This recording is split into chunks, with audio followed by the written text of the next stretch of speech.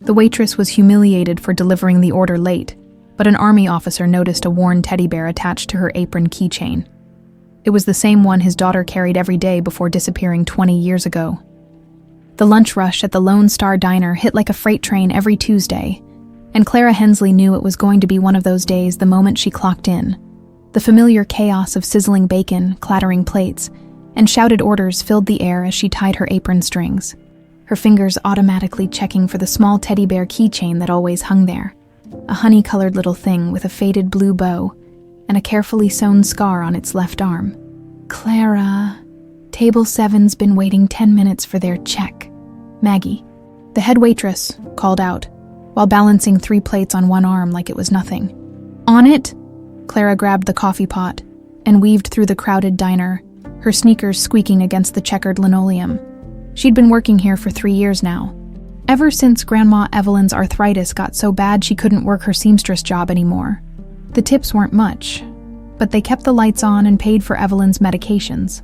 The diner buzzed with its usual mix of construction workers grabbing quick bites, office ladies gossiping over salads, and the occasional businessman who'd wandered in from the corporate district downtown. Clara moved through it all with practiced ease, refilling coffee cups and taking orders with the kind of automatic smile that comes from years of customer service. "Honey, can I get some more of that maple syrup?" asked Mrs. Henderson from booth 3, the same booth she'd claimed every Tuesday for the past 2 years. "Coming right up, Mrs. H." Clara reached for the syrup dispenser, but her attention was caught by the commotion in the kitchen. Through the pass-through window, she could see Bobby, the cook, frantically waving his hands at a smoke-filled grill. "Damn thing's acting up again," he shouted. "These orders are gonna be late." Clara's stomach dropped. Late orders meant angry customers, and angry customers meant smaller tips. She glanced around the dining room, noting the increasingly impatient faces, the checking of watches, the frustrated sighs. At table 12, a man in an expensive suit was already drumming his fingers on the table, his jaw set in that particular way that spelled trouble. Mr. Victor Langford. Clara recognized him from the local business journal that sometimes got left behind by customers. Real estate mogul, the article had called him. The kind of man who probably hadn't waited for anything in his life, and definitely not for a burger and fries at a neighborhood diner. 15 minutes passed like molasses. Clara did her best to keep everyone happy. Free refills, extra bread rolls, anything to buy Bobby more time. But when she finally approached table 12 with Mr. Langford's order, she could see the storm brewing in his steel-gray eyes. "Sir, I'm so sorry for the wait. There was a small issue with 15 minutes. His voice cut through her explanation like a blade. 15 minutes I've been sitting here like some kind of fool. I understand your frustration, and I sincerely apologize. Do you?" He stood up abruptly, his chair scraping against the floor with a sound that made half the diner turn to look. "Do you understand that my time is worth more in 1 minute than you probably make in a week?" Clara's hand instinctively moved to the little teddy bear on her keychain, her fingers wrapping around its familiar softness. It was something she'd done since childhood whenever she felt scared or overwhelmed, a nervous habit that Grandma Evelyn had always found endearing. "Sir, please, if you'll just let me explain." "Explain what? That you people can't do your jobs properly." His voice was rising now, attracting more attention. "That you think it's acceptable to keep paying customers waiting while you chat and gossip instead of doing what you're paid for." The accusation stung, because it wasn't true. Clara worked harder than anyone in this place, pulling double shifts when needed, never complaining, always smiling even when her feet ached and her back screamed from carrying heavy trays. Her fingers tightened around the little bear, its worn fur soft against her palm. "I wasn't gossiping, sir. There was genuinely a problem with the grill, and I don't want to hear your excuses." Langford's fist came down on the table, making the salt and pepper shakers jump. "Incompetence is what this is. Pure incompetence. You probably don't even deserve the minimum wage they're wasting on you." The words hit Clara like physical blows. Her cheeks burned with humiliation as she became aware of the entire diner watching the scene unfold. Some customers looked sympathetic, others seemed uncomfortable, but all of them were staring. She wanted to defend herself, to explain that she worked 2 jobs to take care of her sick grandmother, that she'd never been late or called in sick, that she did her best every single day, but the words wouldn't come. They stuck in her throat like cotton balls. "You want to know what's wrong with this country?" Langford continued his tirade. "It's people like you, expecting something for nothing, thinking mediocrity is good enough. Well, let me tell you something, sweetheart. That's enough." The voice that cut through Langford's rant was calm, but carried an unmistakable authority. Clara looked up to see a man rising from the adjacent table. Table 11. He was probably in his 50s, with salt and pepper hair and the kind of straight-backed posture that screamed military. His eyes, a striking blue-gray, were fixed on Langford with laser focus. "I said that's enough," the man repeated, stepping closer. Clara could see the small pins on his jacket lapel. Military decorations, she realized. Langford turned, clearly ready to extend his tantrum to this new target. "Who the hell do you think you—" He stopped mid-sentence as he took in the stranger's bearing, the quiet confidence that radiated from him like heat from a fire. "Colonel Thomas Aldridge, U.S. Army," the man said simply. "And I think you need to apologize to this young lady right now." "I don't need to do anything." "Sir," the word cracked like a whip. "A real man doesn't humiliate someone who's working honestly to make a living. A real man doesn't bully a young woman who's clearly doing her best in a difficult situation." His voice carried the kind of quiet authority that made people stand straighter without thinking about it. "You will apologize to her immediately." The diner had gone dead quiet. Even the kitchen sounds seemed muted. Clara watched, still clutching her teddy bear keychain, as this stranger, this colonel, stood up for her in a way no one had in a very long time.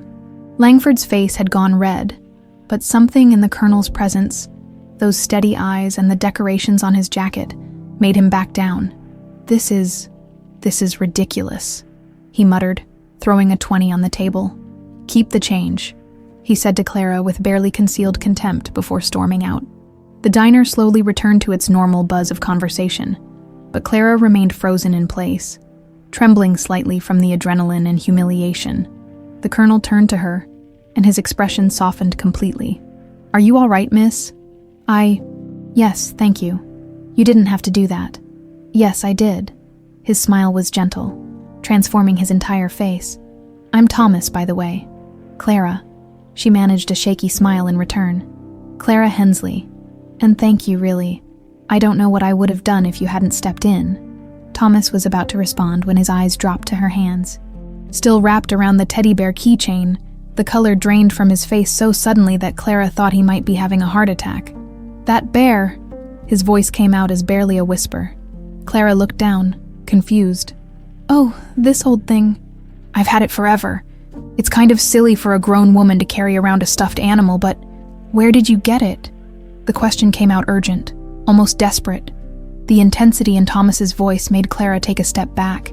His face had gone pale, and his hands were trembling slightly as he stared at her teddy bear keychain. The transformation was so sudden, so complete, that it scared her more than Langford's outburst had. "I'm sorry. I didn't mean to startle you," Thomas said, clearly trying to compose himself. "It's just that bear. It looks exactly like one I knew a long time ago." Clara's fingers instinctively tightened around the small toy. "This little guy, I've had him since I was really young. He's kind of my good luck charm, I guess. May I sit down, please?" Thomas gestured toward the booth he'd been occupying. "I'd like to hear about it if you don't mind." Clara glanced around the diner. The lunch rush was winding down, and Maggie caught her eye from across the room, nodding toward Thomas's table with a questioning look. Clara held up 5 fingers. 5 minutes. And Maggie nodded back understandingly. "Sure, but I can't stay long. My shift isn't over yet." Thomas slid into his booth, and Clara sat across from him, still holding the teddy bear. Up close, she could see the lines around his eyes. The way his hands rested carefully on the table like he was trying to keep them steady. There was something about him that reminded her of old photographs. Formal, dignified, but carrying some invisible weight. "That bear," he began slowly. "The honey color, the blue bow and that scar on the left arm. It's very distinctive." Clara looked down at the worn toy. "Yeah, Grandma Evelyn always said it looked like someone had loved it well before it came to me. She thought maybe the scar was from a dog or something, but it's sewn up so carefully, like someone really cared about fixing it properly." Thomas's breath caught. Someone did. I did. You did what? I sewed that scar my daughter. She had a bear exactly like that one. Same color, same bow, same scar in the same place. His voice was getting quieter, more strained. She tore it playing one day, and I spent an hour trying to get the stitches just right so Mr. Patches would be perfect again. Clara felt a chill run down her spine. Mr. Patches. That's what she called him. She was only 3. Couldn't quite say Patches properly, so it came out like Patches. She carried that bear everywhere. Thomas was staring at the teddy bear in Clara's hands like it was a ghost. Where did you get yours? The question hung in the air between them. Clara had always known the story, had heard it countless times from Grandma Evelyn, but suddenly it felt different telling it to this stranger who seemed to know her bear's history. My grandmother found me with it, she said slowly, when I was 3 years old. She told me I was lost in Millennium Park in Chicago, crying and holding on to this bear for dear life. She said I couldn't remember my name or where I came from. The police couldn't find my family, and eventually, Grandma Evelyn adopted me. Thomas went perfectly still. Millennium Park, Chicago. You know it. That's where... His voice broke. That's where my daughter disappeared 20 years ago. She was 3 years old, and we were at the park on a Sunday afternoon. I went to buy her ice cream, and when I turned around, he couldn't finish the sentence. The diner seemed to fade away around them. Clara could hear her heartbeat in her ears, could feel the teddy bear's familiar weight in her hands, but everything else felt surreal, like she was watching a movie of someone else's life. What was your daughter's name? She whispered. Annabelle Rose Aldridge. Thomas reached into his wallet with shaking hands and pulled out a photograph. Old, faded, creased from being handled too many times. This is her. This is my Annabelle. Clara took the photo and felt the world tilt on its axis. The little girl in the picture was maybe 2 years old, with curly blonde hair and bright blue eyes, sitting on a porch swing and clutching a honey-colored teddy bear with a blue bow, the same bear that now sat in Clara's lap. Oh my God, she breathed. Look at the scar, Thomas said urgently, pointing to the photo. Look at the bear's left arm. Clara looked. There it was. The same careful stitching, the same exact placement. Her hands began to shake. This can't be real. This is just a coincidence. There must be thousands of bears like this. Not with that specific scar. Not sewn exactly like that. Thomas leaned forward. Clara, what do you remember from before your grandmother found you? Anything at all? Nothing. I mean, sometimes I have dreams. But they're just fragments. A man's voice singing. Someone lifting me up and spinning me around. The smell of... She paused, frowning. The smell of aftershave, maybe. But they're not real memories. They can't be. I used to sing to her every night, Thomas said quietly. Her favorite song was You Are My Sunshine, and I'd pick her up and spin her around in the backyard until she'd giggle so hard she could barely breathe, and I wore the same aftershave for years. Old Spice. Clara's breath came in short gasps. Stop! Please stop! And she had a birthmark, Thomas continued, his voice gaining strength. A small strawberry mark on her shoulder blade, shaped like a crescent moon. Without thinking, Clara's hand went to her left shoulder. She'd always had that mark, had always wondered where it came from. Grandma Evelyn had said it was just one of those things, that some babies are born with them. This is impossible, Clara whispered. People don't just find their families after 20 years. That doesn't happen. It's happening right now, Thomas said. Annabelle, is that you? Are you my little girl? The name hit her like a physical blow. For just a moment, she could swear she heard it in that singing voice from her dreams. Annabelle, my sunshine, my little star. I need to go, Clara said abruptly, standing up from the booth. I need to get back to work. This is all just... It's too much. Please don't go. Thomas stood too, his hand half reaching toward her. I know this is overwhelming. I know it sounds crazy. But what if it's true? What if you're my daughter? Then where have you been for 20 years? The question came out harsher than she meant it to. If I'm your daughter, why didn't you find me? The pain that crossed Thomas's face was so raw, so deep, that Clara immediately regretted her words. I never stopped looking, he said quietly. Not for one single day. I hired private investigators, posted flyers, followed every lead, no matter how small. I visited every orphanage, every children's home, every foster family in 3 states. I spent my life savings and then some when my wife, he stopped, swallowed hard. When my wife died 5 years after Annabelle disappeared. Her last words were about our little girl. She made me promise I'd never stop searching. Clara felt tears burning behind her eyes. I'm sorry, I shouldn't have said that. You have every right to be angry. If you are Annabelle, then I failed you. I failed to protect you. And I failed to find you when you needed me most. Mr. Aldridge, Clara began. Thomas, please. Thomas, I don't know what to think right now. This is all so sudden, so impossible, but... She looked down at the teddy bear, then at the photograph still clutched in her other hand. But maybe we could talk more when I get off work, somewhere quieter. Hope flickered in Thomas's eyes like a candle flame. Yes, absolutely. Whenever you want. Wherever you want. Clara glanced at the clock on the wall. I get off at 6. There's a coffee shop called Brewster's, about 2 blocks from here. Do you know it? I'll find it. Okay.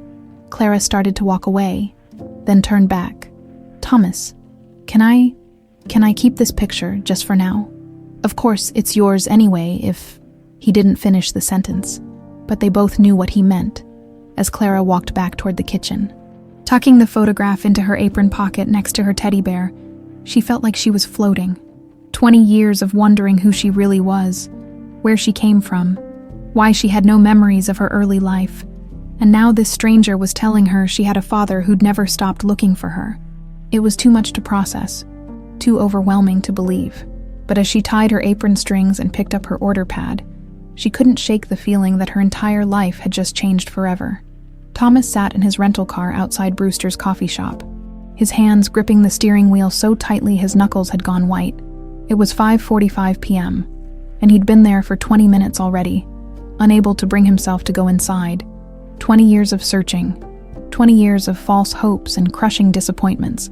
And now he might be 15 minutes away from getting his daughter back. The photograph of Annabelle sat on the passenger seat beside him, face up. He'd looked at it so many times over the years that he could recreate every detail from memory. The way her tiny fingers clutched Mr.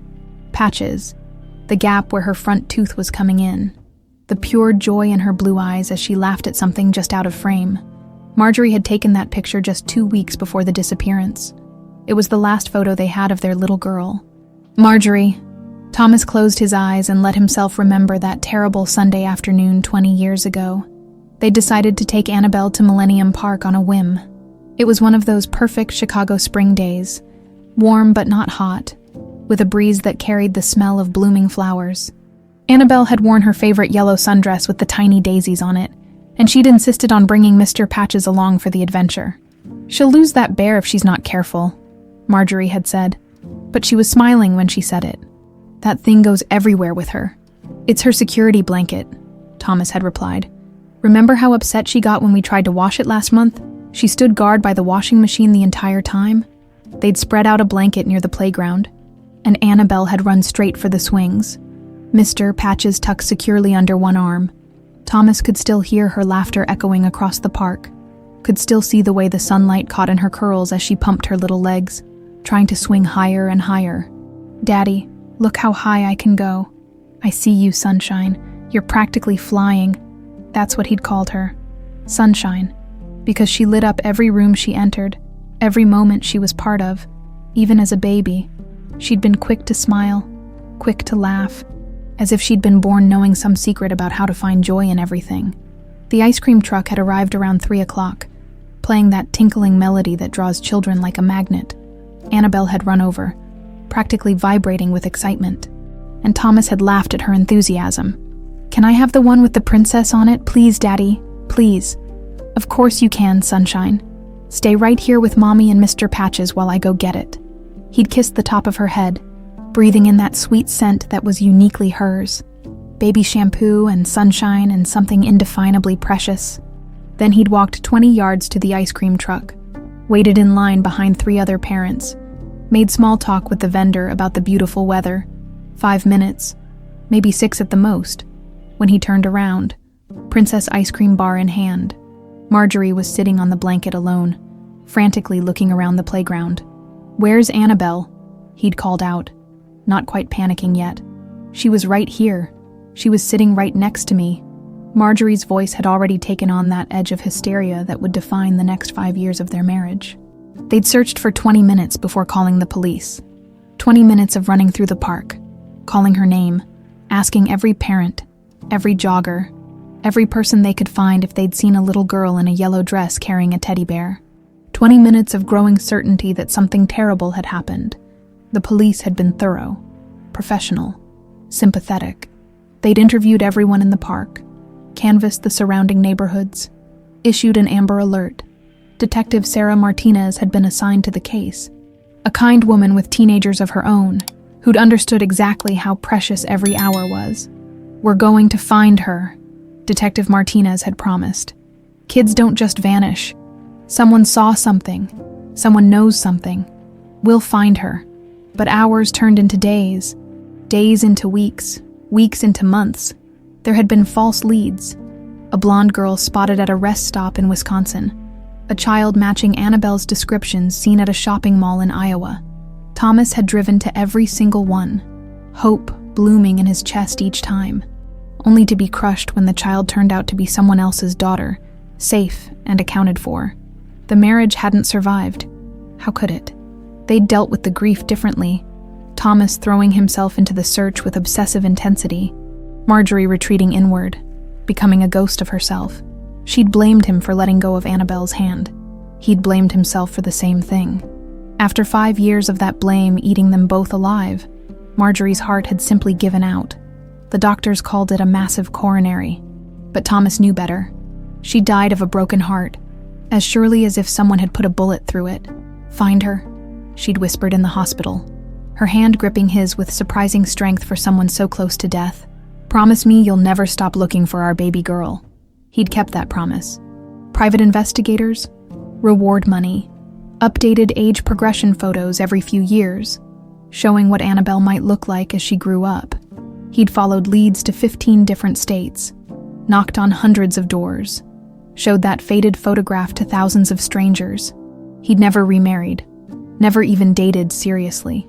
How could he, when part of his heart was still walking around somewhere in the world, lost and looking for home? The car door chimed, startling him back to the present. Clara, Annabelle, was walking down the sidewalk toward the coffee shop, still wearing her diner uniform, but having traded her sneakers for a pair of worn ballet flats.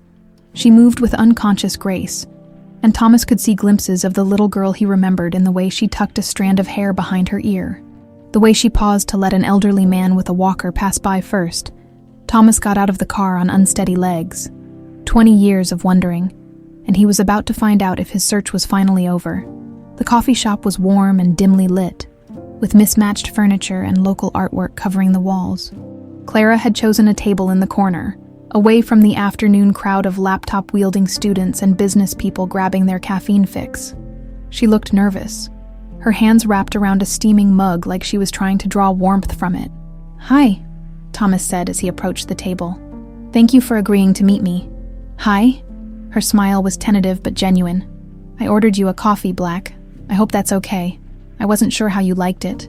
Thomas sat down, touched by the small gesture. "Black is perfect. Thank you." They sat in awkward silence for a moment, the weight of possibility hanging between them like a physical thing. Finally, Clara spoke. "I've been thinking about what you said, about the bear, and the park, and..." She paused, seeming to gather courage. "And I looked up some things online, about DNA testing, how accurate it is." Thomas nodded. "I was thinking the same thing. If you're willing, we could have it done, just to be sure. Would you want to? Even if the results aren't what you're hoping for?" The question hit him harder than he'd expected. What if she wasn't Annabelle? What if this was just another false hope? Another dead end in a search that had already consumed half his life? "Yes," he said quietly. "Even if you're not my daughter, you're still someone who deserves to know where she came from. And maybe I can help with that." Clara's eyes filled with tears. "I've wondered my whole life who I really am. Grandma Evelyn has been amazing. Don't get me wrong. She saved me, gave me a home, loved me like her own. But there's always been this empty space. You know, this feeling like part of my story was missing. Tell me about her, your grandmother. She's incredible. She's been sick lately. Arthritis mostly. But she's getting weaker. That's why I work so much, to help with her medical bills. Clara smiled, and Thomas could see the love in her expression. She found me in the park that day, crying and scared and clutching Mr. Patches. She said she couldn't just walk away, couldn't leave a baby alone like that. She took me to the police, but when they couldn't find my family, Clara shrugged. She said it felt like fate, like I was meant to be hers. Thomas felt a complex mix of emotions. Gratitude toward this woman who'd cared for his daughter, if Clara truly was Annabelle, but also a deep ache at all the years they'd lost. I'd like to meet her, he said. If the DNA test confirms what I think it will, I'd like to thank her for taking care of you. She'd like that. She's always wondered about my real family, even though she never said so directly. I think she'd be happy to know you never stopped looking. Thomas pulled out his phone. There's a lab about 10 minutes from here. We could go now, if you want. The results take about 3 days.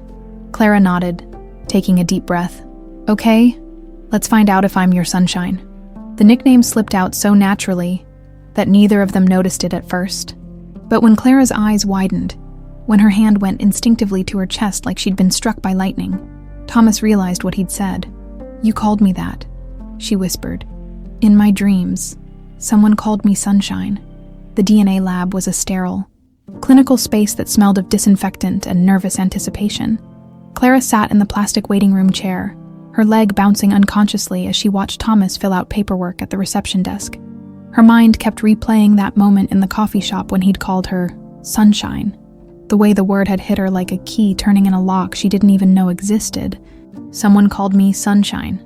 The dreams had been coming back in fragments all afternoon. A deep voice humming a melody she couldn't quite place. Strong hands lifting her high into the air while she giggled uncontrollably. The scent of aftershave mixed with something else. Coffee. Maybe. Or soap. And always that feeling of being completely, utterly safe and loved. Miss Hensley, the lab technician, a young woman with kind eyes and purple scrubs, appeared at her elbow. We're ready for you. The actual test was anticlimactic. Just a quick swab inside her cheek and Thomas's. A few more forms to sign, and a promise that results would be available by Friday afternoon. 3 days. That suddenly felt like 3 years. So what do we do now? Clara asked, as they walked back to Thomas's car. The sun was setting, painting the sky in shades of pink and gold that reminded her of the teddy bear's fur. I was hoping you might let me take you to dinner, Thomas said carefully. If you're comfortable with that. I know this is all overwhelming, and I don't want to push, but... He paused, seeming to search for the right words. I've missed 20 years of your life. I know 3 days won't make up for that, but I'd like to learn about who you've become. Clara found herself nodding, before she'd even consciously decided. Okay, but nowhere fancy. I'm not really dressed for it. Thomas smiled, the first truly relaxed smile she'd seen from him. I know just the place. 20 minutes later, they were sitting in a booth at Romano's Pizza, a family-owned place that had been serving the neighborhood for 40 years. The walls were covered with faded photographs of Chicago landmarks and handwritten thank you notes from satisfied customers. It was exactly the kind of place Clara felt comfortable in. Warm, unpretentious, real. This is perfect, she said, sliding into the red vinyl booth across from Thomas. How did you know? Lucky guess. You seem like someone who appreciates authenticity over flash.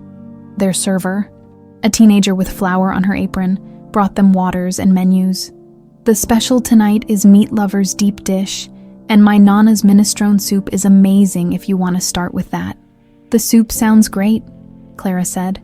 And maybe we could share a medium pepperoni pizza. Thomas nodded to the server, then turned back to Clara. Pepperoni was always Annabelle's favorite. She used to pick the pieces off and eat them first. Then the cheese, then the crust. I still do that, Clara said quietly. Grandma Evelyn always thought it was weird, but I can't help it. It just tastes better that way. The coincidence hung between them. adding another small piece to a puzzle that was slowly taking shape. Thomas pulled out his phone and showed Clara a photo, not the formal one from his wallet, but a candid shot of a curly-haired toddler sitting at a kitchen table, methodically dissecting a slice of pizza. This was taken about a month before. He didn't finish the sentence, but he didn't need to. Clara stared at the photo, and suddenly she could taste it. The tangy sauce, the gooey cheese, the way the pepperoni curled up at the edges when it got hot. "Oh my God," she breathed. "I remember this kitchen, the yellow walls and the rooster cookie jar on the counter." Thomas's eyes widened. The rooster was Marjorie's grandmother's. She kept it filled with homemade chocolate chip cookies. "There was a window over the sink," Clara continued, the memory crystallizing as she spoke. "And you could see a big oak tree in the backyard. There was a swing hanging from one of the branches. I built that swing myself," Thomas said, his voice thick with emotion. "Took me 3 weekends and about 4 trips to the hardware store. But I was determined to get it right." The memories were coming faster now, like dominoes falling in Clara's mind. "There was a dog, a golden retriever named Buster," Thomas finished. "He was 8 years old and thought he was still a puppy. He used to steal Annabelle's socks and hide them under the couch." Clara laughed. And the sound was so familiar, so exactly like the child's laughter he remembered, that Thomas had to grip the edge of the table to steady himself. What happened to him? To Buster? Thomas's expression grew sad. He lived to be 14. Spent years waiting by the front door every day around 3 o'clock. Like he knew that was when Annabelle should be coming home from preschool. After Marjorie died, it was just me and him. He was good company during the hardest times. The server brought their soup, but neither of them seemed interested in eating.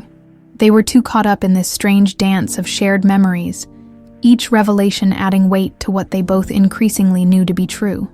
"Tell me about your life," Thomas said. "Not the painful parts. Not yet. Tell me about the good things. What you love, what makes you laugh, what you dream about." Clara stirred her soup absently, thinking, "I love reading. Always have. Grandma Evelyn used to take me to the library every Saturday when I was little, and I'd check out as many books as they'd let me. I must have read every fairy tale and children's story in the system twice. Annabelle loved stories too," Thomas said softly.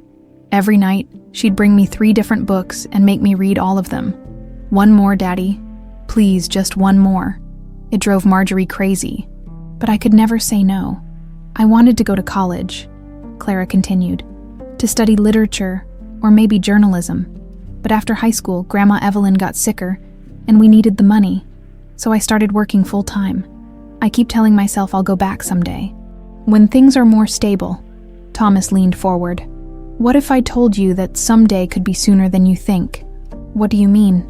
"If you're my daughter, and I'm pretty sure we both know you are, then you don't have to wait anymore. I have money saved. Investments. I could help you go to school, help with your grandmother's medical bills. You shouldn't have to choose between taking care of someone you love and following your dreams." Clara felt tears prick at the corners of her eyes. "You don't even know for sure that I'm Annabelle. The test results won't be back for 3 days." "I know," Thomas said simply. "I knew the moment I saw that bear. I knew when you told me about Millennium Park. I knew when you started remembering things that only my daughter would know. The DNA test is just confirmation of what my heart already believes." The pizza arrived, steam rising from the melted cheese, but Clara barely noticed. This is all happening so fast. Yesterday I was just Clara Hensley, waitress at a diner taking care of my grandmother. Now you're telling me I have a father who's been looking for me for 20 years, and that you want to change my entire life. "I don't want to change who you are," Thomas said carefully. "You've become an incredible person. Kind, hardworking, loyal, brave enough to stand up to bullies like that man at the diner. Evelyn did an amazing job raising you. I just want to be part of your life going forward if you'll let me." Clara picked up a piece of pizza and automatically began removing the pepperoni, just as she'd done since childhood. What if the DNA test says I'm not Annabelle? What if this is all just an incredible coincidence? Thomas was quiet for a long moment, considering, "Then I'll be heartbroken, but I'll also be grateful that I met Clara Hensley, an extraordinary young woman who deserves all the good things life has to offer, and I'll keep looking for my daughter.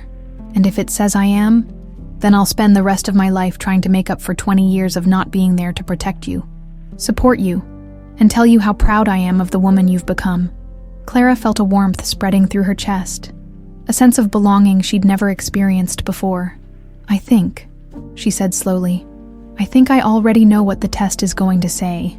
Thomas reached across the table and gently covered her hand with his. "Welcome home, sunshine." This time, when he said it, it didn't feel strange or coincidental. It felt like coming home. The small apartment Clara shared with Evelyn smelled of lavender tea and old books, a comforting blend that had always meant home to her. But tonight, as she led Thomas up the narrow staircase to their second-floor unit, everything felt different.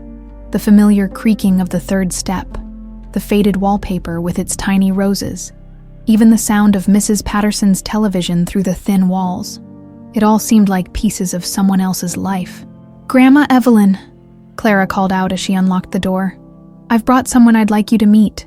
Evelyn Hensley was sitting in her favorite armchair, a worn recliner positioned perfectly to catch the afternoon light from the window. At 73, she was still a handsome woman, though illness had carved new lines around her eyes and stolen some of the color from her cheeks. Her silver hair was pulled back in the same neat bun she'd worn for as long as Clara could remember, and she was working on a crossword puzzle, her reading glasses perched on the end of her nose. "Clara, dear, you're home early," Evelyn said, looking up with a smile that faltered slightly when she saw Thomas behind her granddaughter. Something flickered across her face. Surprise, perhaps. Or was it recognition? But the expression was gone so quickly, Clara wasn't sure she'd seen it at all. "Grandma, this is Thomas Aldridge. Thomas, this is my grandmother, Evelyn Hensley." Thomas stepped forward, removing his hat in an old-fashioned gesture of respect. "Mrs. Hensley, it's an honor to meet you. Clara speaks of you with such love and admiration." Evelyn set down her crossword puzzle and studied Thomas with sharp blue eyes that missed nothing. Clara had always marveled at her grandmother's ability to read people, to see straight through to their essence within moments of meeting them. It was a skill that had served her well during her years as a seamstress, dealing with demanding clients and their complicated requests. "Mr. Aldridge," Evelyn said carefully, "what brings you to our home?" Clara took a deep breath. This was the moment she'd been both anticipating and dreading during the entire drive over. "Grandma," Thomas thinks, "we think, there's a possibility that I might be his daughter." The crossword puzzle slipped from Evelyn's fingers and fluttered to the floor. For just a moment, her composed mask cracked, and Clara saw something she'd never seen before in her grandmother's eyes. Fear. That's quite a claim," Evelyn said, bending to retrieve her puzzle with hands that shook almost imperceptibly. "What makes you think such a thing?" Thomas pulled out the photograph of Annabelle, the one Clara had been carrying in her purse since their meeting at the diner. "My daughter disappeared 20 years ago from Millennium Park in Chicago. She was 3 years old, and she was carrying a teddy bear identical to the one Clara has." Evelyn's face went pale as she looked at the photograph. Her fingers trembled as she took it, and Clara noticed she held it for a long time, studying every detail as if she were memorizing it. She looks like Clara did at that age," Evelyn admitted quietly. "You never mentioned that before," Clara said, sitting on the arm of her grandmother's chair. "You never said I looked like anyone in particular. You were such a beautiful child. I assumed all little girls looked angelic at 3 years old," but Evelyn's voice lacked its usual certainty, and she wouldn't quite meet Clara's eyes. Thomas sat down on the small couch across from them. "Mrs. Hensley, I want you to know that I'm not here to cause trouble or to take Clara away from you. From what I can see, you've given her a wonderful life, filled with love and stability. I'm grateful to you for that, more grateful than I can express." Something in Thomas's tone seemed to relax Evelyn slightly. "She's been the light of my life," she said, reaching over to squeeze Clara's hand. "From the moment I found her in that park, crying and scared, clutching that little teddy bear, I knew she was meant to be part of my family." "Tell me about that day," Thomas said gently. "If you don't mind. I need to understand how she came to be with you." Evelyn was quiet for a long moment, her eyes distant as if she were looking back through the years. "It was a Sunday afternoon in May. Beautiful day, warm and sunny. I was walking through Millennium Park on my way to visit a friend who lived on the other side. I took that route often. It was longer than going around, but so much prettier. Clara had heard this story countless times, but now she listened with new ears, searching for details she might have missed before. I heard crying first, Evelyn continued. Such heartbroken sobbing, the kind that makes your chest ache just listening to it. I followed the sound and found Clara, though of course I didn't know her name then, sitting under a tree, holding that teddy bear like it was the only solid thing in her world. Was there anyone else around? Thomas asked. Anyone who might have seen what happened. The park was busy that day, lots of families enjoying the weather, but no one was paying attention to one little girl. I waited for maybe 10 minutes, thinking her parents would come looking for her. But, Evelyn shrugged. No one came. She couldn't tell me her name or where she lived. She just kept crying for her daddy. Thomas's jaw clenched, and Clara could see him struggling with the image of his 3-year-old daughter, lost and terrified, calling for him while he was probably just yards away, frantically searching. So I took her to the police, Evelyn continued. They were very kind, very thorough. They had me fill out reports, took pictures, asked if I'd be willing to care for her temporarily while they searched for her family.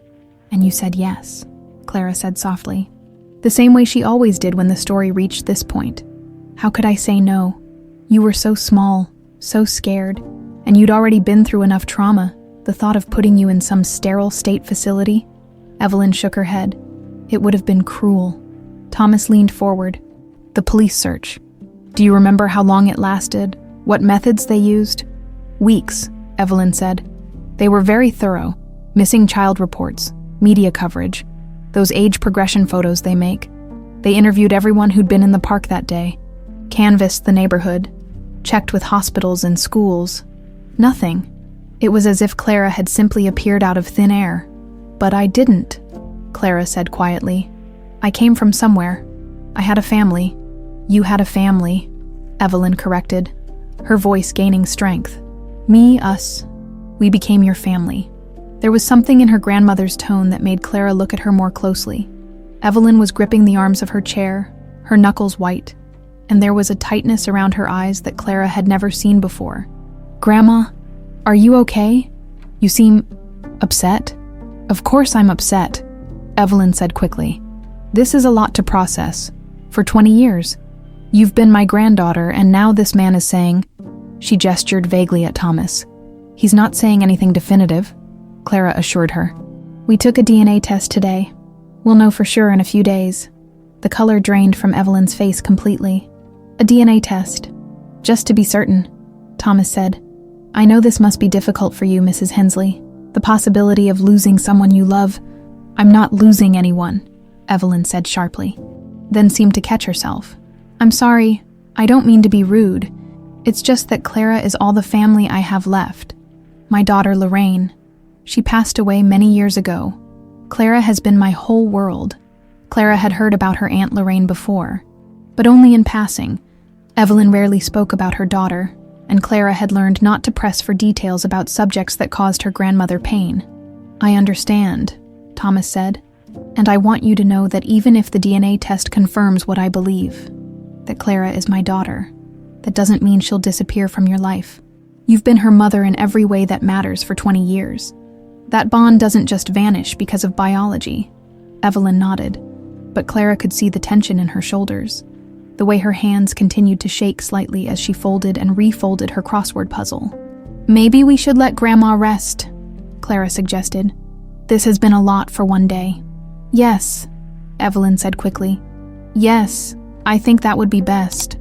I'm feeling rather tired suddenly. Thomas stood, replacing his hat. Mrs. Hensley, I hope we can talk more in the coming days. I have so many questions about Clara's childhood, about the woman who raised my daughter to be such a remarkable person. After Thomas left, Clara helped her grandmother to bed, noting how frail she seemed tonight, how her usual vitality appeared to have been drained away. As she tucked the quilt around Evelyn's shoulders, Clara couldn't shake the feeling that her grandmother was hiding something. Grandma, she said softly, is there anything else about that day in the park? Anything you haven't told me? Evelyn's eyes were closed, but Clara saw her jaw tighten almost imperceptibly. No, dear, I've told you everything I remember.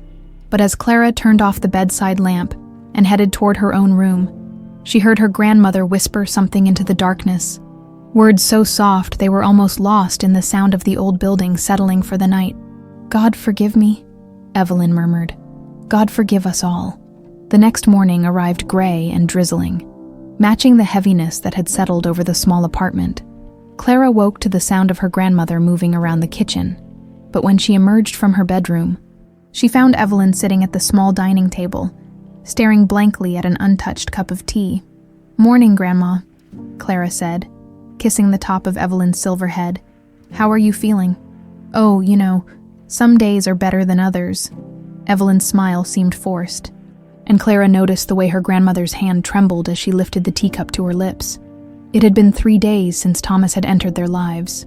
3 days of waiting for DNA results that would either confirm what Clara increasingly believed to be true, or shatter the hope that had begun growing in her chest.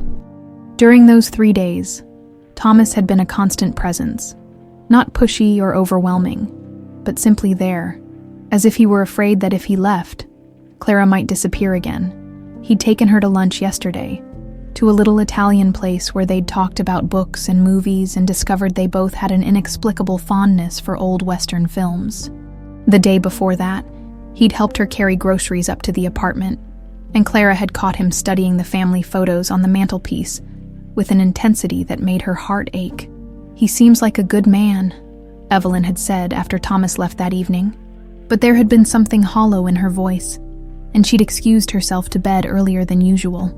Now, watching her grandmother struggle with what should have been a simple task like drinking tea, Clara felt a familiar knot of worry in her stomach. "Grandma, maybe you should see Dr. Martinez again. You've been looking so tired lately. And your hands, it's just the arthritis acting up," Evelyn said quickly. "You know how damp weather affects my joints." But Clara had lived with her grandmother long enough to recognize the signs. The way Evelyn had been picking at her food for weeks, the afternoon naps that had become longer and more frequent, the prescription bottles that seemed to multiply on the bathroom counter, each one representing another symptom, another system in her aging body that wasn't working quite right. "Have you been taking your medications?" Clara asked gently. Evelyn waved a dismissive hand. "Too many pills to keep track of. Half the time I can't remember if I've taken them or not." Clara made a mental note to organize a pill sorter system, something to help keep track of the growing number of medications. It was one more thing to worry about, one more responsibility in a life that sometimes felt like it was held together with determination and prayer. The phone rang, cutting through the morning quiet like a knife. Clara's heart jumped. Could it be the lab with the results? It was still early for business hours, but maybe. "I'll get it," she said, hurrying to the kitchen phone. "Clara, it's Thomas. I hope I'm not calling too early." "No, not at all. We've been up for a while." Clara glanced at her grandmother, who had gone very still, clearly listening to every word. "Any news?" "The lab just called. The results are in." Thomas's voice was carefully controlled, but Clara could hear the underlying emotion. "Would you like me to come over? We could look at them together." Clara's mouth went dry. 20 years of questions, 20 years of wondering, and the answers were printed on a piece of paper that was probably sitting in Thomas's hands right now. "Yes," she said. "Please come over. I'll be there in 20 minutes." After she hung up, Clara turned to find Evelyn watching her with an expression she couldn't quite read. "The results are in," Clara said simply. Evelyn nodded slowly, her hands folding and unfolding in her lap. "I see. Grandma, are you okay? You've seemed so distant since Thomas showed up. I know this is hard, but even if I am his daughter, that doesn't change anything between us. You're still my grandmother. You're still the woman who raised me, who loved me, who—" "Clara," Evelyn's voice was sharp enough to cut off her granddaughter's reassurances. "There's something I need to tell you. Something I should have told you years ago." A chill ran down Clara's spine. "What do you mean?" But before Evelyn could answer, there was a knock at the door. Thomas had arrived, and he was carrying a manila envelope that seemed to contain the weight of the world. "Good morning, Mrs. Hensley," Thomas said as Clara let him in. His eyes immediately found Evelyn, and Clara noticed how her grandmother seemed to shrink back in her chair under his gaze. "Mr. Aldridge." Evelyn's greeting was barely above a whisper. Thomas sat down on the couch. the envelope in his hands. "Before I open this," he said, looking directly at Clara, "I want you to know that whatever it says, meeting you has been one of the greatest gifts of my life. You're an extraordinary person. Clara Hensley, and that's true regardless of what this paper tells us." Clara felt tears prick at the corners of her eyes. "Just open it, please." Thomas opened the envelope with hands that weren't quite steady and pulled out a single sheet of paper. His eyes scanned the contents, and Clara watched as his face transformed, surprise giving way to overwhelming joy, then to something deeper and more complex. "Clara," he said, his voice breaking, "you're my daughter. The DNA is a 99,097% match. You're my Annabelle." The world seemed to tilt on its axis. Even though Clara had suspected, had felt the truth in her bones, hearing it confirmed was like being struck by lightning. She was Annabelle Rose Aldridge. She had a father who had spent 20 years searching for her. She had a real name, a real history, a real family. "Oh my God," she breathed, sinking onto the couch next to Thomas. "Oh my God, it's really true." Thomas pulled her into his arms, and Clara felt something inside her chest unlock. A door she hadn't even known was closed. This was what it felt like to be held by a parent, to be claimed and loved and found after so many years of being lost. "My sunshine," Thomas whispered into her hair. "My beautiful sunshine. I knew it. I knew it was you." Through her tears, Clara became aware that her grandmother had gone very quiet. She pulled back from Thomas's embrace to see Evelyn sitting rigid in her chair, her face ashen. "Grandma," Clara said, concerned, "are you okay? I know this is a shock, but—" "No," Evelyn said, so quietly they almost didn't hear her. "No, it's not a shock." Thomas frowned. "What do you mean?" Evelyn's hands were shaking so badly now that Clara could hear her wedding ring clicking against the arm of her chair. I mean, I've always known who she was. I've known from the very beginning." The silence that followed was deafening. Clara felt like she'd been punched in the stomach, all the air leaving her lungs in a rush. "What?" she whispered. Evelyn stood up on unsteady legs and walked to her bedroom, returning a moment later with something clutched in her arthritic hands. It was an envelope, yellowed with age and worn soft from handling. "This is from my daughter Lorraine," Evelyn said, her voice hollow. "She wrote it the night before she died. She made me promise to keep it safe. But she also made me promise never to open it unless—" She swallowed hard. "Unless someone came looking." Thomas was on his feet now, his soldier's instincts alert to danger. "Mrs. Hensley, what are you saying?" "I'm saying that Lorraine didn't find Clara abandoned in the park that day," Evelyn said, tears beginning to stream down her cheeks. "I'm saying that my daughter, in her grief and madness, took your little girl while you were buying ice cream. And I'm saying that when she brought Annabelle to me, claiming she'd found an abandoned child, I chose to believe her because I wanted so desperately to have a granddaughter to love." The letter fell from Evelyn's fingers and fluttered to the floor. Landing between them like an accusation, Clara stared at it, understanding dawning like a terrible sunrise. "You knew," she said, her voice barely audible. "All these years, you knew I had been taken from my family, and you said nothing." "Clara, please, let me explain." But Clara was already backing away, her world crumbling around her. The woman who had raised her, who had been her anchor and her safe harbor for 20 years, had been lying to her all along, had been lying to Thomas, keeping him in agony while his daughter lived just miles away. "How could you?" Clara whispered. "How could you do that to him? To me? To all of us?" Thomas picked up the letter with hands that shook with barely controlled rage. As he read, his face went through a series of transformations.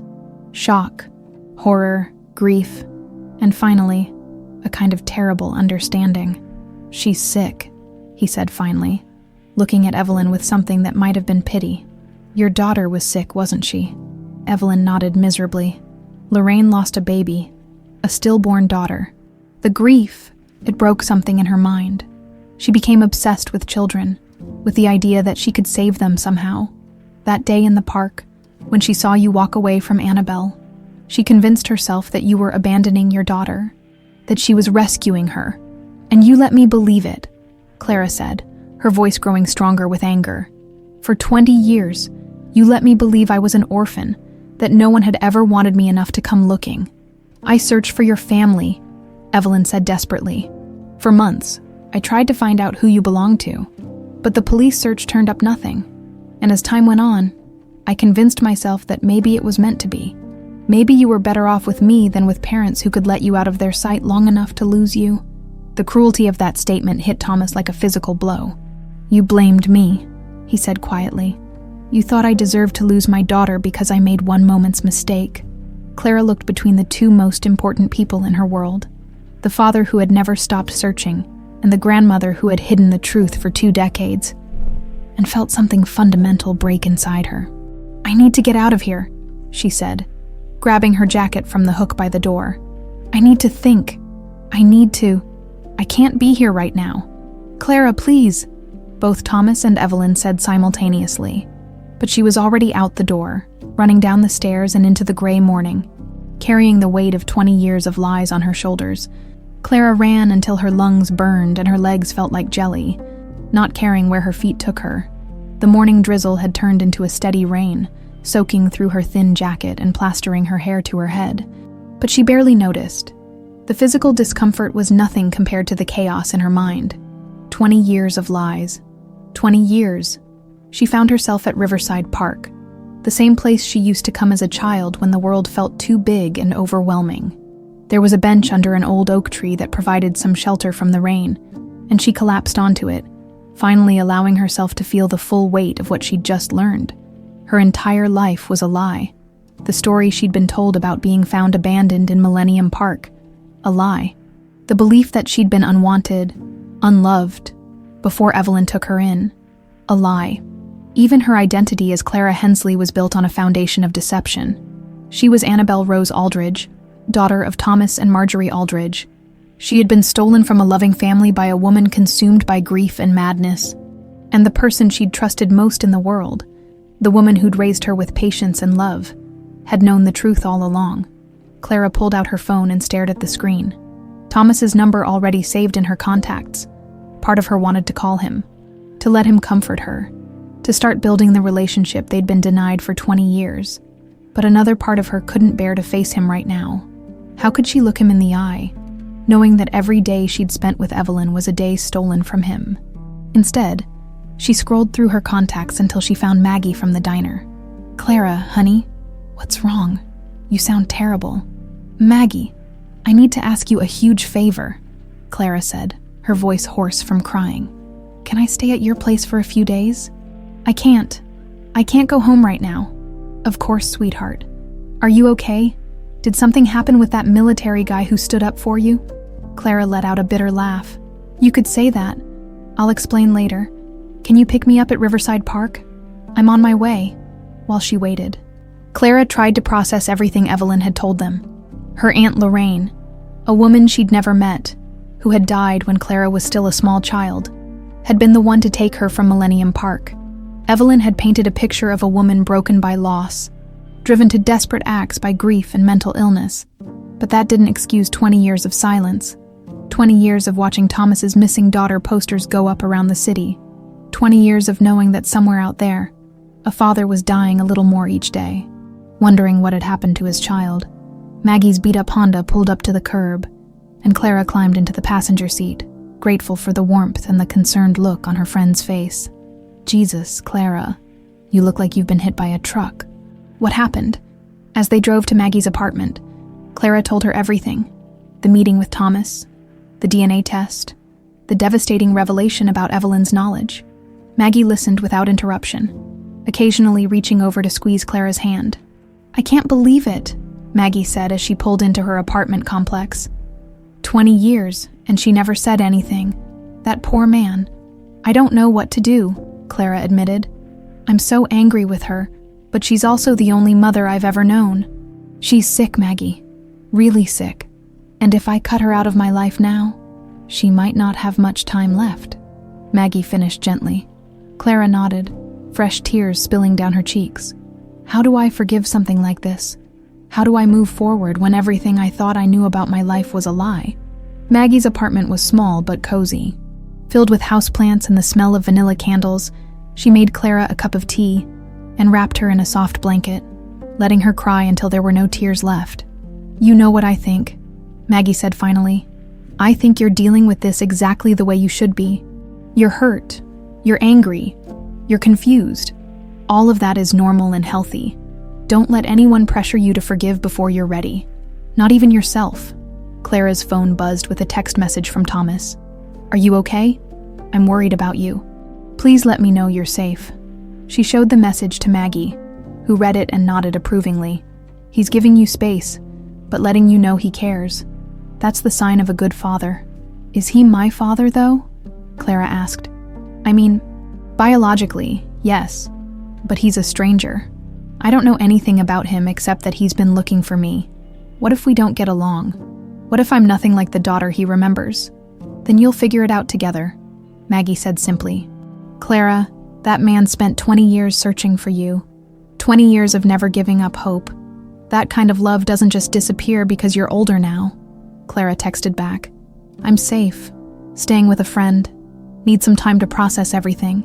His response came immediately. "Take all the time you need. I'm here when you're ready." The next 2 days passed in a blur of long walks, sleepless nights, and endless conversations with Maggie. Clara called in sick to work, something she'd never done in 3 years of employment. She ignored the calls from her grandmother's number, though each unanswered ring felt like a knife in her chest.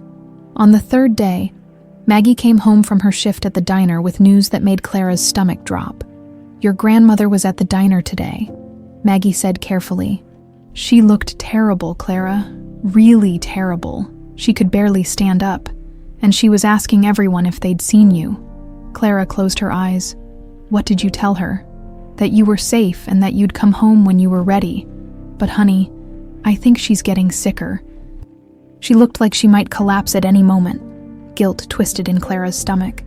No matter how angry she was with Evelyn, the woman was still 73 years old and fighting multiple health issues. The stress of the past few days couldn't be helping. "There's something else," Maggie continued. "That Thomas guy was there too. He was sitting with your grandmother, and they were talking for a long time. It looked intense." Clara's phone rang, and Thomas's name appeared on the screen. This time, she answered.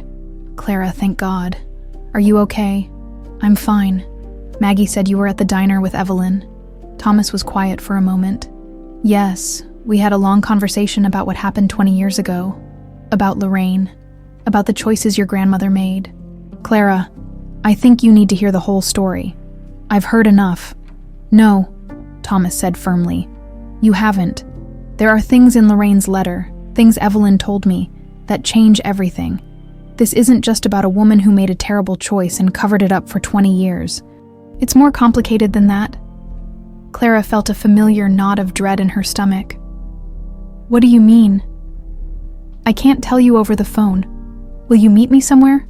Please. Your grandmother is asking for you too. Clara, she's very sick." "Sicker than you know." The urgency in Thomas's voice cut through her anger and resentment. "How sick?" "She collapsed after you left the other day. I took her to the hospital. The doctors say she has maybe weeks, not months. She's been hiding the extent of her illness from you, trying to protect you from the truth just like she protected you from everything else." Clara sank onto Maggie's couch, the phone trembling in her hand. "Weeks. She's been fighting cancer for almost a year, stage 4 pancreatic cancer. She didn't want you to know because she was afraid you'd quit working to take care of her, afraid you'd sacrifice your future for her past." The world seemed to tilt again, but this time it wasn't from revelation. It was from loss. Evelyn was dying, had been dying for months, and Clara had spent the last 3 days hiding from her instead of being by her side. "Where is she now?" Clara asked. "At home. She insisted on being discharged from the hospital this morning. She said she wanted to die in her own bed, surrounded by the things she loves." Thomas paused. "She's been asking for you, Clara. She wants to tell you the rest of Lorraine's story before it's too late." Clara closed her eyes, feeling the weight of 20 years of complicated love and devastating truth pressing down on her shoulders. "I'll be there in an hour," she said, as she hung up the phone. Maggie sat down beside her and took her hand. "You sure you're ready for this?" Clara looked at her friend. This woman who'd offered comfort without judgment, support without conditions. "No," Clara said honestly, "but ready or not, it's time to hear the whole truth, all of it, no matter how much it hurts. Because sometimes," she was learning, love meant facing the truth, even when it threatened to destroy everything you thought you knew about the people you loved most. The apartment felt different when Clara walked through the door, smaller somehow, and filled with the unmistakable weight of impending loss.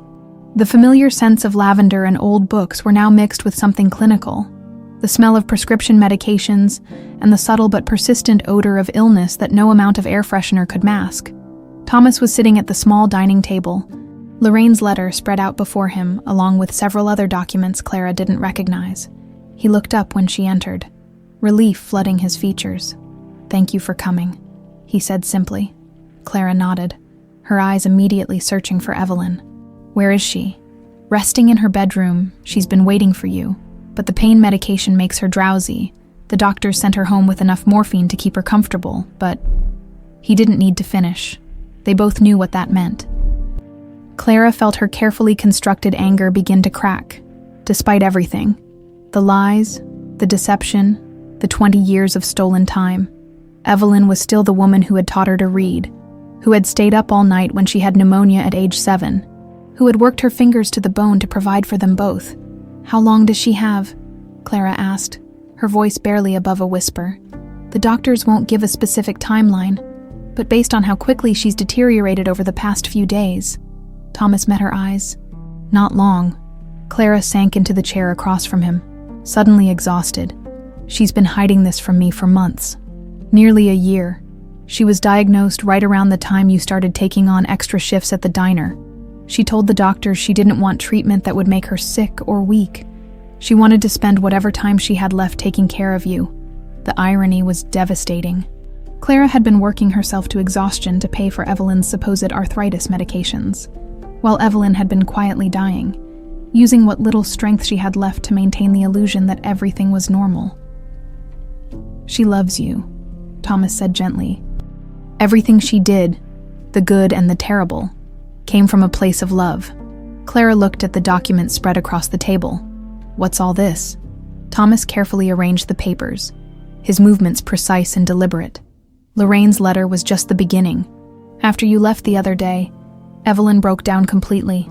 She told me everything, not just about that day in the park, but about what happened afterward, about the years she spent trying to find your family, about the guilt that's been eating her alive." He picked up the first document, yellowed with age. "This is a copy of the missing child report the police filed when you disappeared. Evelyn had it. She'd been carrying it for 20 years. Clara took the paper with trembling hands. There, in stark black and white, was proof of Thomas's desperate search. Annabelle Rose Aldridge, age 3, blonde curly hair, blue eyes, last seen wearing a yellow sundress with daisies. The description of Mr. Patches was achingly accurate, down to the carefully sewn scar on his left arm. "She kept this?" Clara asked. "Along with these." Thomas spread out a collection of newspaper clippings, photocopied flyers, and printed emails. All of them were about Annabelle's disappearance, about the ongoing search, about Thomas's never-ending quest to find his daughter. Clara's breath caught as she recognized some of the locations mentioned. "This search in Lincoln Park. I remember Evelyn taking me there when I was maybe 7 years old. She said we were visiting a friend, but we just walked around for hours. She was looking for me," Thomas said quietly. "She'd seen the flyer about a search party, and she brought you there hoping... I don't know what she was hoping. Maybe that she'd find the courage to tell the truth." Clara picked up another document, a handwritten letter in Evelyn's careful script, dated 5 years after her disappearance. It was addressed to the Chicago Police Department. "I have information about the missing child, Annabelle Aldridge, but I need assurance that the child's welfare will be the primary concern. She has been living with a loving family who has cared for her as their own. Please advise how to proceed without traumatizing the child." The letter was never sent. "She tried," Clara whispered, staring at the unsent letter. "She actually tried to tell the truth. Multiple times, according to what she told me. But each time, she'd look at you, happy, healthy, calling her grandma, and she couldn't bring herself to destroy the life you'd built together. Thomas pulled out one final document, this one more recent. It was a legal document bearing yesterday's date. She had her lawyer draw this up after you left, Thomas explained. It's a full confession, detailing everything that happened 20 years ago. She wanted to make sure that if something happened to her, you'd have the whole truth. No more secrets. No more lies. Clara read through the confession, her heart breaking with each paragraph.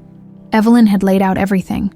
Lorraine's mental breakdown after losing her baby, the impulsive decision to take Annabelle from the park, the story she'd told about finding an abandoned child, and her own complicity in maintaining the lie for 2 decades.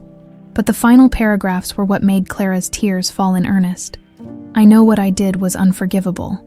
I robbed Thomas Aldridge of 20 years with his daughter, and I robbed Clara of knowing her true identity. But I also gave her love, stability, and a home where she was cherished every single day. I tried to be the grandmother she deserved, even as I carried the terrible knowledge of how she'd come to be mine. If you are reading this, it means I am gone, and the truth has finally come to light. I pray that Clara can find it in her heart to forgive an old woman who loved her too much to let her go, and that Thomas can understand that every lie I told was motivated by my desire to protect the child who became my whole world.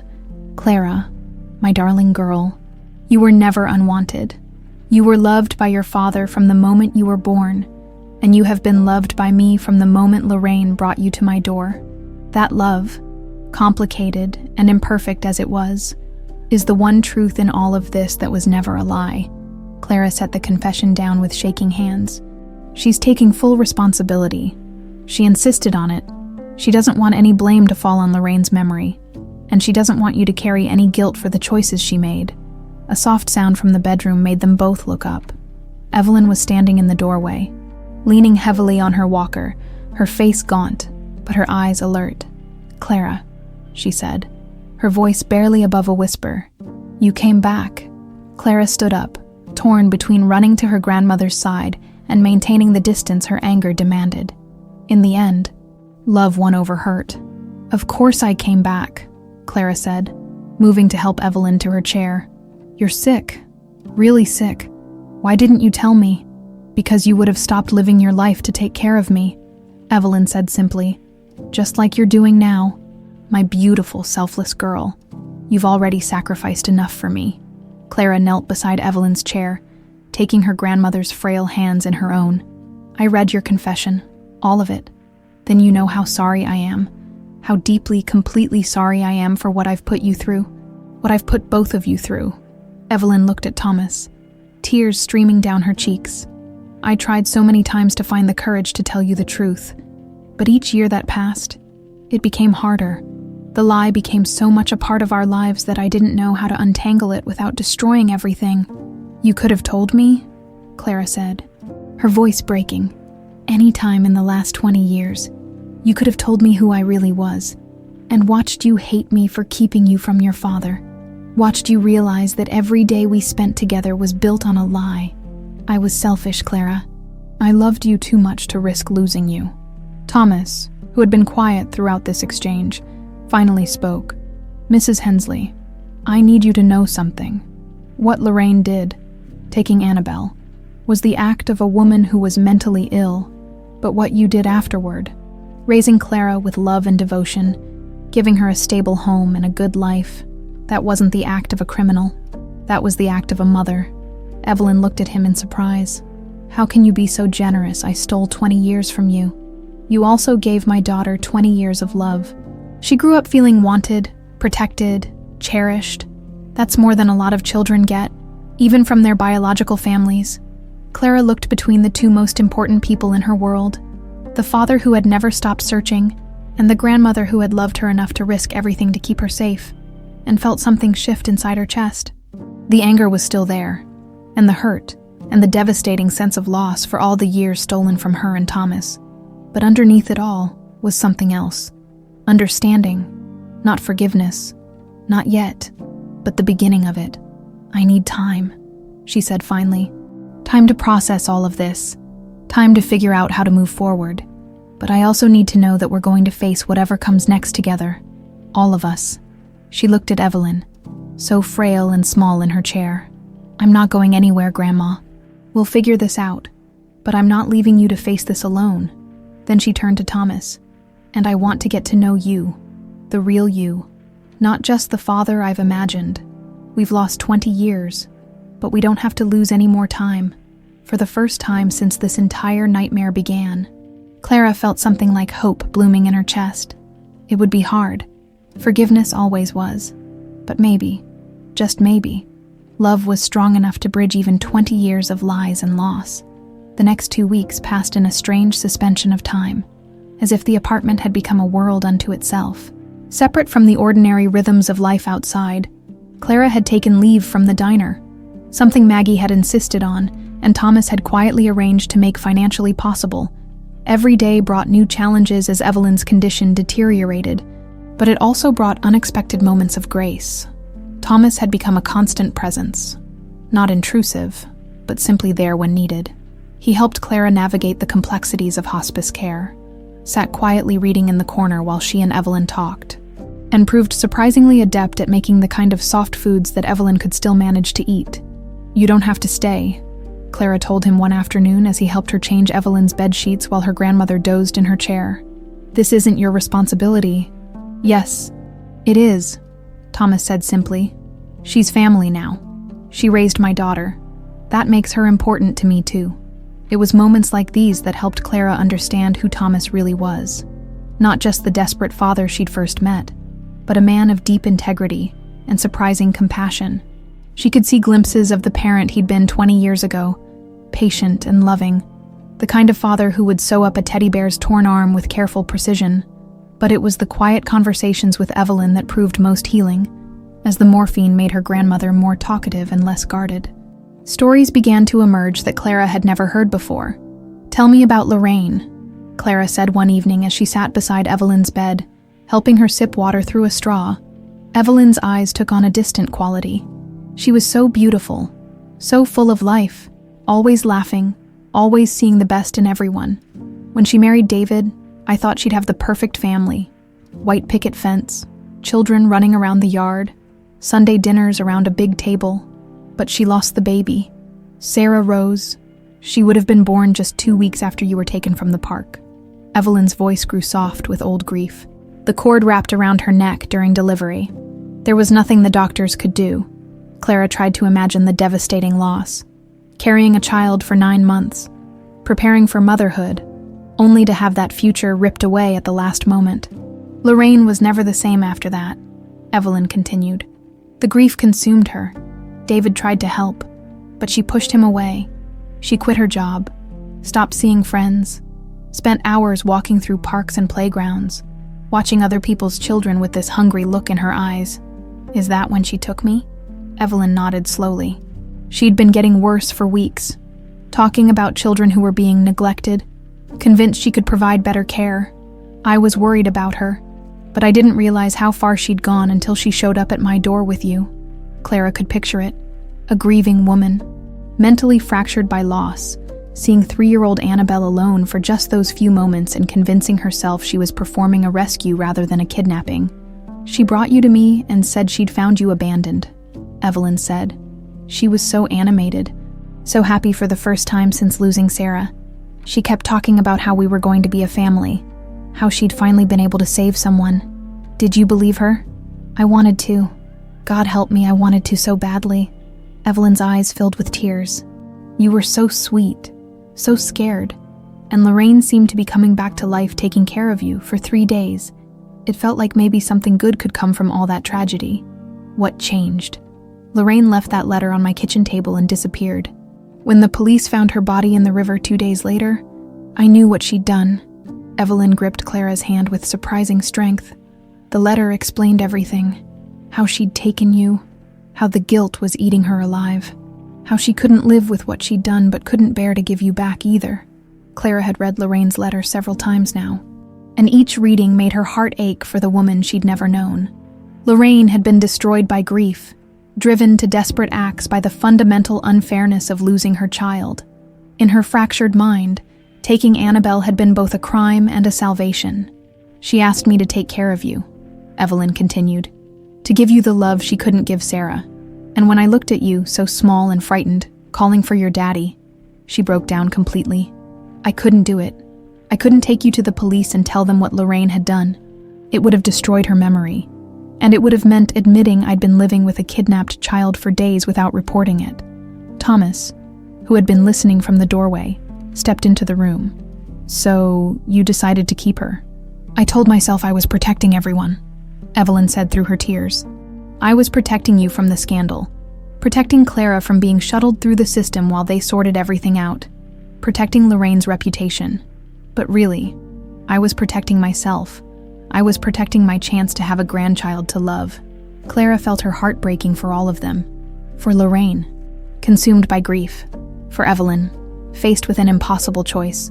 For Thomas, searching desperately while his daughter lived miles away. And for herself, an innocent child caught in the middle of it all. I tried to find your family, Evelyn said to Thomas. For the first year, I followed every news story, every search effort. I even went to some of the organized searches, hoping I'd see you and find the courage to tell you the truth. I remember seeing you, Thomas said quietly. At least, I think I do. A woman with a little girl standing at the edge of one of the search areas in Lincoln Park. You looked familiar somehow, but you were looking for Annabelle, not Clara, Evelyn finished. And I was too much of a coward to step forward. The room fell quiet, except for the soft sound of Evelyn's labored breathing. Clara could see her grandmother fading, the effort of these revelations taking a visible toll. I need you to know something, Clara said, taking Evelyn's hand in both of hers. I need you to know that despite everything, all the lies, all the deception, you were a wonderful grandmother to me. You gave me love, stability, a sense of belonging. You made me feel wanted every single day of my life, even knowing what you know now. Clara glanced at Thomas, then back at Evelyn. Especially knowing what I know now, you made an impossible choice in an impossible situation. And you spent 20 years trying to make it right. You weren't perfect, but you were mine. You are mine. Evelyn's tears came freely now. I love you so much, my darling girl. You've been the greatest joy of my life. And you've been my anchor, my safe harbor, my home base, Clara said. That doesn't change because of where I came from or how I got to you. You're my grandmother, Evelyn. You always will be. Thomas moved closer to the bed. Mrs. Hensley, I want you to know that I don't hate you. I can't hate the woman who raised my daughter with such love and devotion. I'm grateful to you, more grateful than I can ever express. How can you say that? Evelyn whispered. I stole her from you. No, Thomas said firmly. Grief and mental illness stole her from me. You saved her. You gave her a loving home when she needed one most. You kept her safe and happy for 20 years. That's not stealing. That's loving. Clara felt something fundamental shift inside her chest as she watched this moment of grace between the two people who had shaped her life in such different ways. The anger that had sustained her through the initial shock was dissolving, replaced by something deeper and more complex. Understanding, compassion, and the beginning of true forgiveness. I forgive you, Grandma, she said, the words coming from somewhere deep inside her soul. For all of it. For the lies. For the secrets.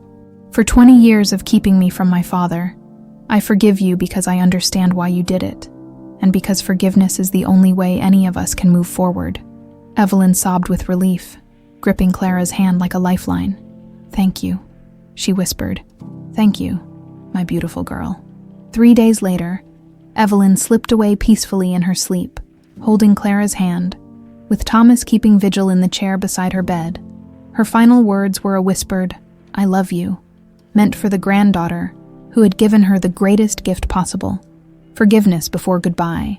6 months later, the morning sun streamed through the windows of Clara's new apartment, casting golden rectangles across the hardwood floors she was still getting used to. It was a modest place, a one-bedroom unit, just 15 minutes from Thomas's house, but it felt like a palace compared to the cramped apartment she'd shared with Evelyn. More importantly, it felt like hers. Clara stood at the kitchen counter, sipping her coffee and reading through her college acceptance letter for the third time. Northwestern University had not only accepted her application for their English literature program, but had also offered her a partial scholarship. Thomas had insisted on covering the remaining costs, though Clara had initially resisted his help.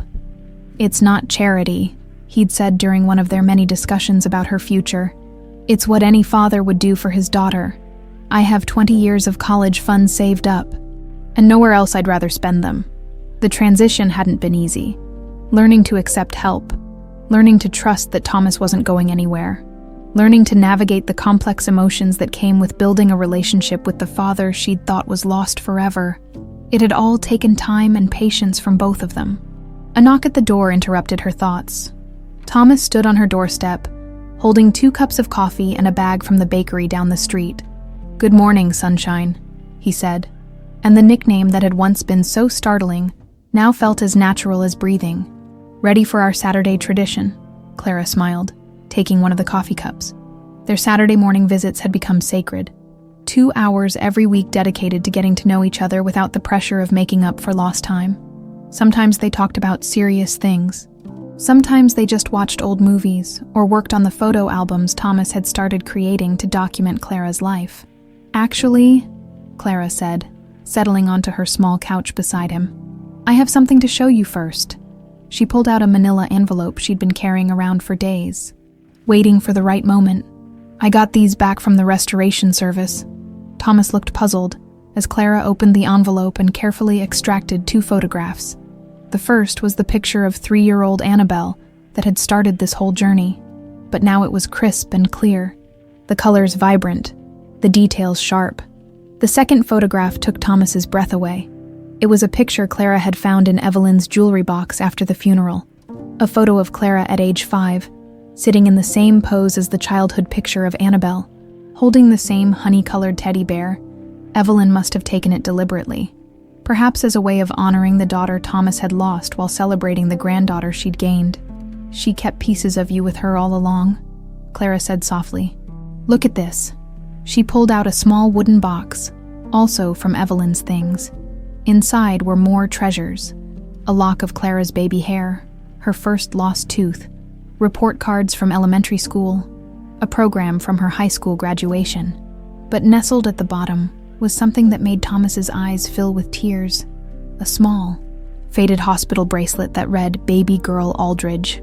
"She kept this," Thomas whispered, holding the tiny bracelet with reverent hands. Along with this, Clara showed him the final item, a birth certificate, not the amended one that listed her as Clara Hensley, but the original, Annabelle Rose Aldridge, born to Thomas Michael Aldridge and Marjorie Lynn Aldridge. "She never forgot who I really was," Clara said. "Even when she was lying to everyone else, even when she was lying to herself, she kept the truth safe." They sat in comfortable silence for a while, both lost in their own thoughts. The apartment felt different now, filled with the presence of all the people who had loved Clara. Evelyn with her complicated devotion, Marjorie whom she'd never known, but whose love she could feel in Thomas's stories, and Thomas himself, who had never stopped believing she would come home. "I've been thinking about something," Clara said eventually. "About my name." Thomas looked at her curiously. "What about it?" "I've been Clara for 20 years. It's who I am now, in a lot of ways, but I've also always been Annabelle. Your daughter, Marjorie's daughter. I don't want to choose between them anymore." She pulled out a legal document she'd been working on for weeks. "I'm legally changing my name to Clara Annabelle Aldridge. That way I can honor both parts of my story." Thomas's smile was radiant. "I think that's perfect. I think your mother would have loved it too." They spent the morning looking through more of Evelyn's things, piecing together the hidden history of Clara's childhood.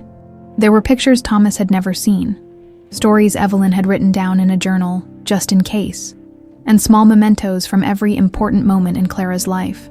She documented everything, Thomas marveled, flipping through pages of careful handwriting. Every milestone, every achievement, every funny thing you said. She wanted to make sure that if this day ever came, I wouldn't have missed it all completely. Clara found herself crying, not from sadness, but from the overwhelming realization that even in her deception, Evelyn had been thinking about Thomas's pain, about the years he was losing, about how to somehow bridge that gap. "I want to visit her grave," Clara said suddenly, "and I want to visit Mom's grave too, I think. I think it's time." They drove to the cemetery on a perfect autumn day, the kind of crisp, clear afternoon that made everything seem possible. Evelyn's headstone was simple granite with an inscription Clara had chosen. Beloved grandmother who loved without measure. Clara placed a bouquet of lavender on the grave, Evelyn's favorite scent, and knelt beside the headstone. Hi, Grandma, she said softly. I wanted you to know that I'm okay. More than okay. Actually, I'm happy. Thomas and I are building something beautiful together, and I think you'd be proud of how we're doing it, with patience, with forgiveness, with love. She paused, touching the teddy bear keychain she still carried. I understand now why you did what you did. I understand the impossible position you were in, and the love that motivated every choice you made. I hope you're at peace. Thomas knelt beside her and placed his own flowers on the grave. White roses. For new beginnings. Thank you, he said simply. For loving her. For raising her. For keeping her safe when I couldn't. I'll take good care of her from here.